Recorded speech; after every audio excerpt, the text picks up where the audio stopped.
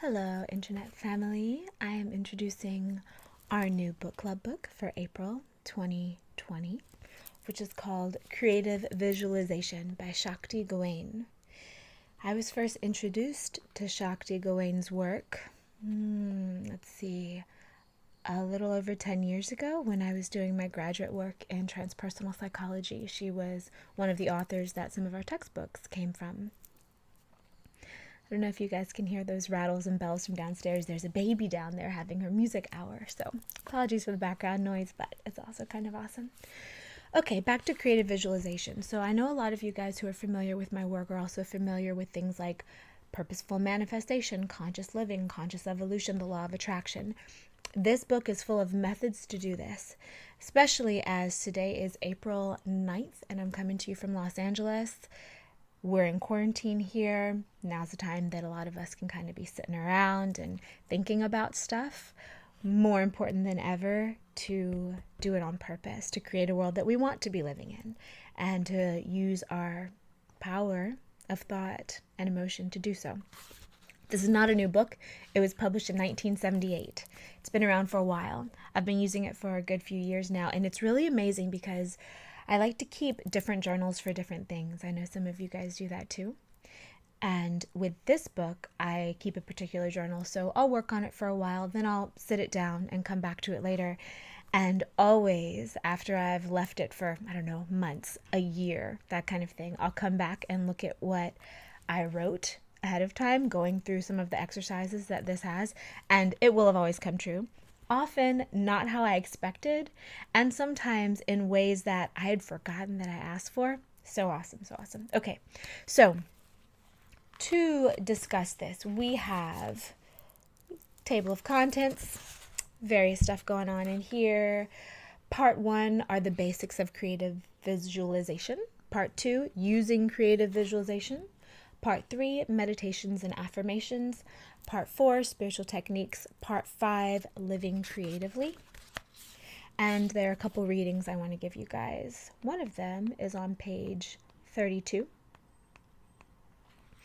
Creative visualization works only for good. I think this is something that I hear people talk about a lot, wondering about, and so she really nails it with what she says here. So let me read this to you.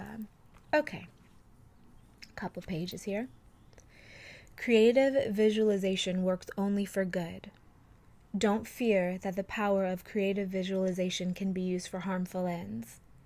Creative visualization is a means of unblocking or dissolving the barriers we ourselves have created to the naturally harmonious, abundant, and loving flow of the universe. It is only truly effective when it's used in alignment with our highest goals and purposes for the highest good of all beings. This is that harmonic frequency I talk about a lot. I do believe that there is an authentic win-win-win for everyone involved and the greater reality as well. And if you commit yourself and devote yourself to only choosing that win-win and not a reality where for one person to win, someone else has to lose, completely new options start showing themselves to you. I've definitely experienced this to be true in my life, and that's what she's talking about here too, I believe. If someone should attempt to use this powerful technique for a harmful or destructively selfish end, he would only be demonstrating his ignorance of the law of karma. This is the same basic principle as the law of radiation and attraction. As you sow, so shall you reap. Whatever you try to create for another will always boomerang back to you. That includes both loving, helpful, or healing actions and negative, destructive ones. This means, of course, that the more you use creative visualization to love and serve others as well as your own highest ends, the more love, happiness, and success will just naturally find their way to you.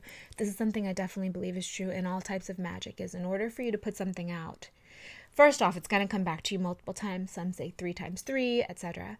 Also, you have to bring it full into your own body to send it out. So whatever you're sending out, you're embodying. I really believe that true magicians who really know how this works only do beneficial magic, because you're going to have to deal with it. I mean, I know there are people out there who don't love themselves and who are filled with spite and stuff, so they might do the opposite stuff, but still, even when they do, it comes out wonky and weird. So I really believe that if you are a true magician, you only send beneficial energies through yourself and to others, and to the world in general, because you know it's going to bounce back, you know it's going to eventually come back to you. The stronger your magic, the stronger it will come back. Just to make sure that you're aware of this, it's good to always add the following phrase to any creative visualization process you do. This, or something better, now manifests for me in totally satisfying and harmonious ways for the highest good of all concerned. As an example, if you're visualizing getting a promotion on your job, don't picture the person above you being fired, but imagine him or her moving on to other better things, or a better, more fulfilling job, so that it works out for the good of all. You don't need to understand or figure out how that will happen, or try to decide what is the best way it could work out. Simply assume that it is working out for the best, and let universal intelligence take care of the details. Something that I include in my own personal magic is whenever it's something having to do with anyone else. And again, 'tis always better to imagine a situation and make the people interchangeable, just that you want to feel a certain way. It doesn't matter who it's with. Something that I like to include, and I find really powerful, is to say, whoever else is involved, I want them to be praying for me too. I want my role, whether it be I'm looking for a place to live and whoever I'm renting or buying from, or I'm looking for a community and whoever I'm calling in, that kind of thing, I want to be an answer to their prayer as well. I find that works amazingly well when it ends up coming around to fruition. Okay, second reading I'm going to give you guys is in part 2. And it is 3 necessary elements. All right, here we go. There are 3 elements within you which determine how successfully creative visualization will work for you in any given situation. 1. Desire. You must have a true desire to have or create that which you have chosen to visualize. By desire, I don't mean addictive, grasping desire, but a clear, strong feeling of purpose. Ask yourself, do I truly, in my heart, desire this goal to be realized? 2. Belief. The more you believe in your chosen goal and the possibility of attaining it, the more certain you will be to do so. Ask yourself, do I believe that this goal can exist? And do I believe that it is possible for me to realize or attain it? Those are powerful. So many of us want things that we don't think are really possible. So there are loopholes to get around it. She talks about them in the book, and also there's some common sense things, but that's a really good one to say. Do I think this is possible? Do I think this exists in the world? If not, do I think I could be the first one to create it? And do I think that it could happen for me? Okay, 3, acceptance. You must be willing to accept and have that which you are seeking. Sometimes we pursue goals without actually wanting to attain them. We are more comfortable with the process of pursuing. Ask yourself, am I really willing to have this completely? The sum total of these 3 elements is what I call your intention. When you have total intention to create something, that is, you deeply desire it, you completely believe that you can do it, and you are totally willing to have it. It simply cannot fail to manifest, and usually within a very short time. The clearer and stronger your intention, the more quickly and easily your creative visualization will work.